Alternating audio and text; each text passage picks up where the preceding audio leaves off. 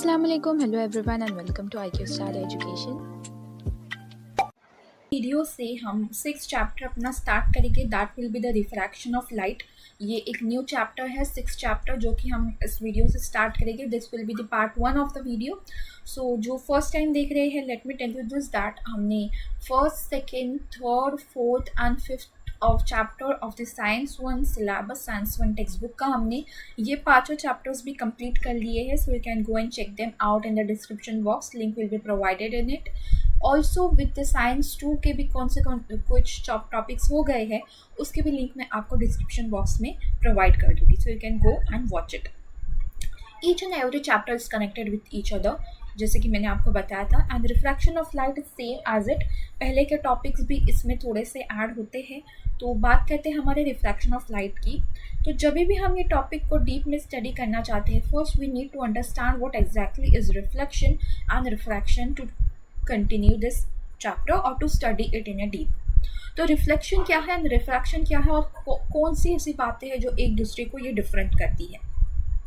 पहला तो रिफ्लेक्शन में हम देखिए that there will be no change in speed and wavelength of light. Reflection जब भी होगा लाइट का, तब उसके स्पीड में और वेवलेंथ में कोई भी चेंज नहीं आएगा।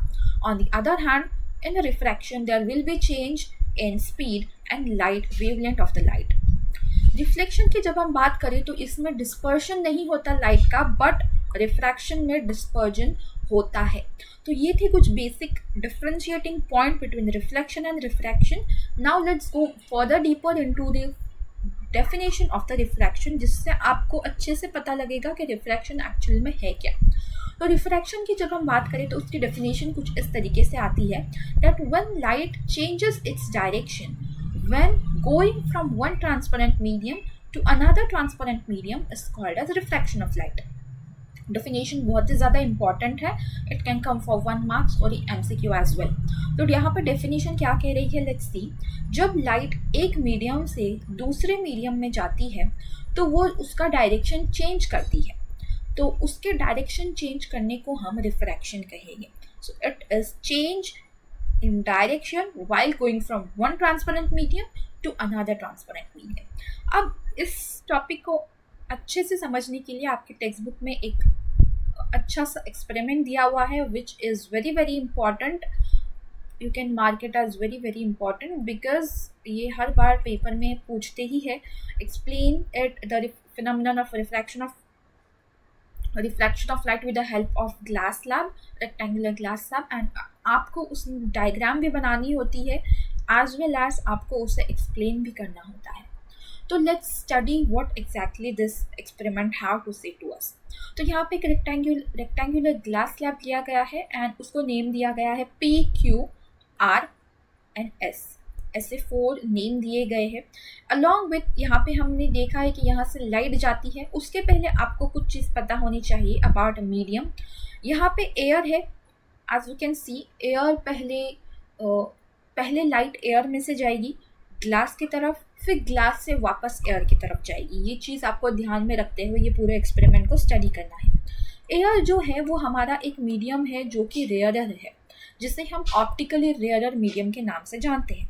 और ग्लास है वो भी एक तरह का मीडियम है, but it is optically denser medium. इसकी स्टडी करने के लिए आपको 11th-12th में इसकी डीप स्टडी रहेगी, what is rarer and what is denser medium. But आपको यहाँ पे एक अच्छे से बात ध्यान में रखनी है that air is rarer medium while glass is a denser medium. तो क्या होता है जब लाइट रेयरर से डेंसर में जाती है, डेंसर से रेयरर में जाती है, वो हम आगे डीप में उसके रूल स्टडी करेंगे in this video only. But पहले हम यहाँ पे एक्सपेरिमेंट क्या बता रहा है हमें उसके बारे में हम स्टडी करते हैं। तो यहाँ पे एक रे ऑफ लाइट आ रही है, इस रे को हम बोलेंगे इंसिडेंट रे। इसे बोलेंगे हम इंसिडेंट रे। अब ये इंसिडेंट रे नॉर्मल की तरफ जा रही है at the point where the medium will be changed. अब जब भी लाइट की बात आती है, whether it will be refraction, reflection, normal हमें उसे कंसिडर करना ही होता है। So normal is basically an imaginary line which is formed like this, which is of right angle. 90 degree की होती है ये। जब मीडियम चेंज होता है तो उसके ऊपर एक परपेंडिकुलर लाइन ड्रॉ की जाती है और वही होता है हमारा नॉर्मल। तो ये एक इमेजिनरी लाइन फॉर्म होती है। जब इंसिडेंट रे यहाँ से आएगी तब वो एक एंगल बनाएगी। When the point will meet, वो एक एंगल बनाएगी between the normal and incident ray. अब जो एंगल बनेगा वो होगा angle I. Angle I is nothing but the angle formed of incident ray and the normal. इन दोनों के बीच में जो एंगल बनेगा वो एंगल आई होगा। नाउ अब हम इस पॉइंट को नाम देते हैं ओ। अब जब वो अपना मीडियम चेंज करेगी then it will bend towards the normal. वो क्या होगी, नॉर्मल की तरफ थोड़ी सी बेंड हो जाएगी।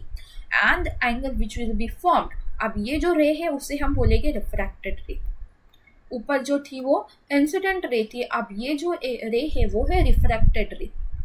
वो रिफ्रैक्ट होके चली गई है, इसीलिए वो रिफ्रैक्टेड रे के नाम से जानी जाती है। अब इंसिडेंट रे आएगी, वो टूवर्ड्स द नॉर्मल बेंड होगी बिकॉज वो रेयरर से डेंसर में जा रही है। And the angle which will be formed between the normal and the refracted ray, it will be known as the angle r. Angle r क्या है, normal और रिफ्रैक्टेड रे के बीच में बना हुआ एक एंगल है। अब एंगल आर तो हो गया। अब ये रिफ्रैक्टेड रे यहाँ पे जाएगी, then again it will change its medium from glass to air which will be the denser to rarer.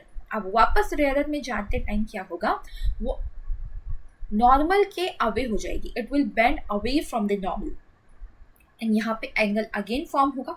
अब ये जो रे है उसे हम एमर्जेंस रे बोलेंगे, emergent ray बोलेंगे। अब the angle which will be formed from the emergent ray and the normal, it will be known as the angle E। ये होगा एंगल E। तो कुछ इस तरीके से हमारा एक्सपेरिमेंट था। पहले इंसिडेंट रे आई, then it will bend towards the normal, then while going again from the glass to air it will bend away from the normal। बस इतना ही आपका एक्सपेरिमेंट है। सो बट यहाँ पे आपको ध्यान में बात रखनी है दैट एंगल आई क्या है, एंगल आर क्या है, एंगल ई क्या है, आपको इसके बारे में कैसे भी पूछा जा सकता है। ऑल्सो इसमें आपको न्यूमेरिकल्स इस बेस पे पूछे जा सकते हैं दैट आपको कोई भी एक एंगल दिया जाएगा और उसके बेसिस पे आपको दूसरा एंगल को पता करना है। तो आपको ये बात नहीं भूलनी है दैट नॉर्मल और इसके बीच का एंगल कितना है, 90 डिग्री है। Then again it will be 90 degree 90 degree. तो आपको इस तरीके से उसका मेजरमेंट अच्छे से पता चल जाएगा। ऑल्सो ये जो आप देख रहे हैं लाइन, वो अल्टरनेट एंगल्स की तरह दिख रही है आपको, तो ये अल्टरनेट एंगल की तरह भी आप इसको कंसिडर करके उसका एंगल मेजर इजीली कर सकते हैं।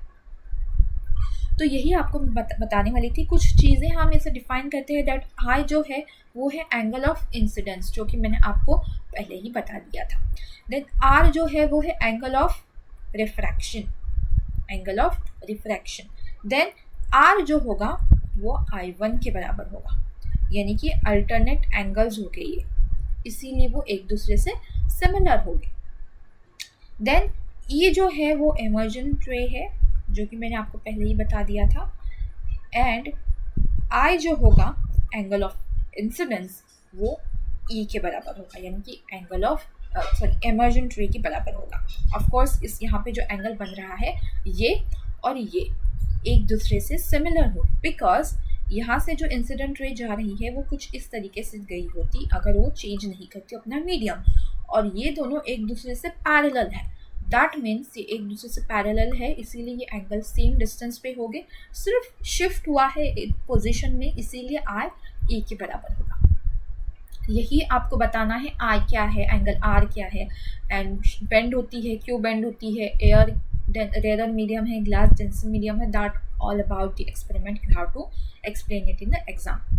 सो आते हैं हमारे नेक्स्ट टॉपिक पे, लॉज ऑफ रिफ्रैक्शन। पहले लॉ पे आते हैं, incident ray and refracted ray are present on opposite sides of the normal and all three are present in the same plane। एक बेसिक चीज़ है, इंसिडेंट रे है, refracted रे है, वो एक दूसरे के अपोजिट साइड में है, और नॉर्मल के साथ तीनों भी जो चीज़ें हैं वो सेम प्लेन पे प्रेजेंट रहती है।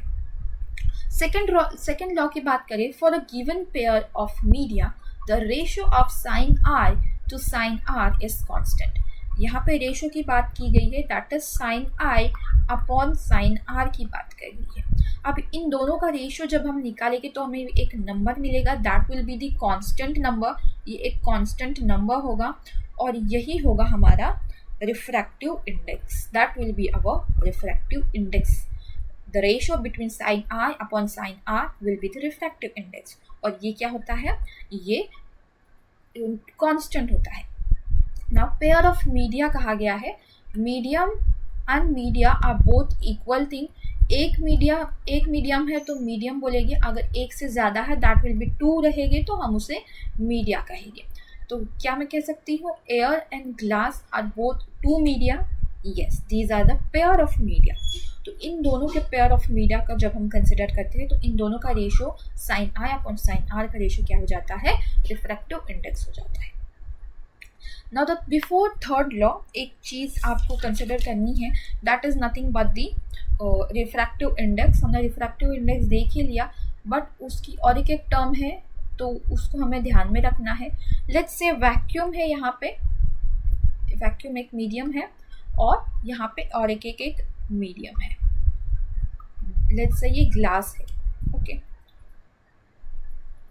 तो डेफिनेशन कुछ इस तरीके से बोल रही है that the refractive index of a medium with respect to vacuum, एक मीडियम है उसका refractive index with respect to vacuum, it will be called as absolute refractive index. It will be called as the absolute refractive index.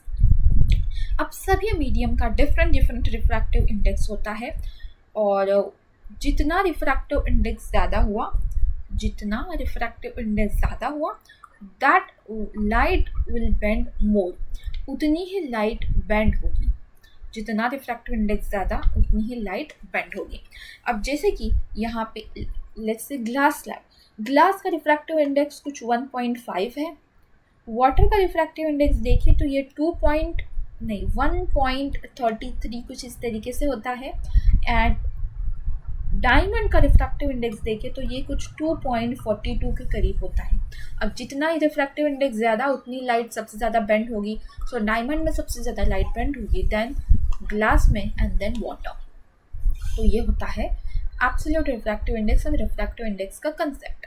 अब आता है हमारा next law पे, that is the refractive index of the second medium with respect to first medium will be, यानी कि यहाँ पे n है, that is the refractive index of the second medium.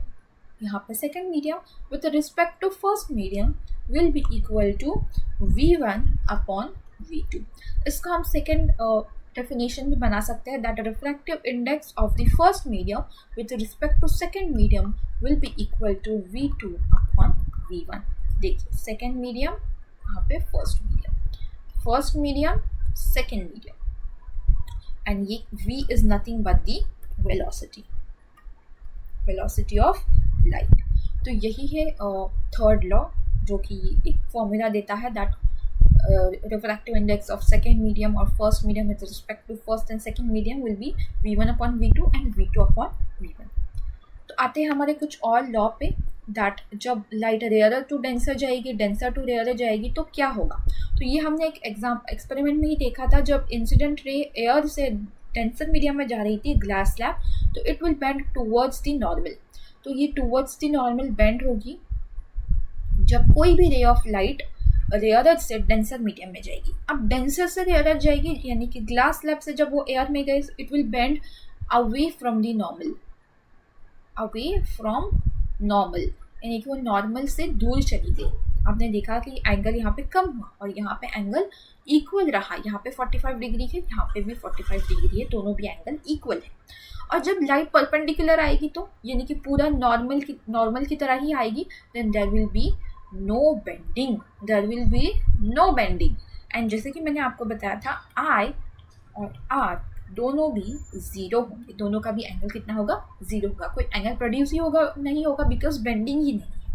तो हमने देखा कुछ 3 रूल, रेयरर से डेंसर जाएगी तब लाइट क्या होगा, डेंसर से रेयरर जाएगी तब क्या होगा, एंड लाइट जब परपेंडिकुलर हो जाएगी तब क्या होगा। तो ये थे कुछ टॉपिक्स। नेक्स्ट वीडियो में हम बाकी के टॉपिक्स को कवर करेंगे।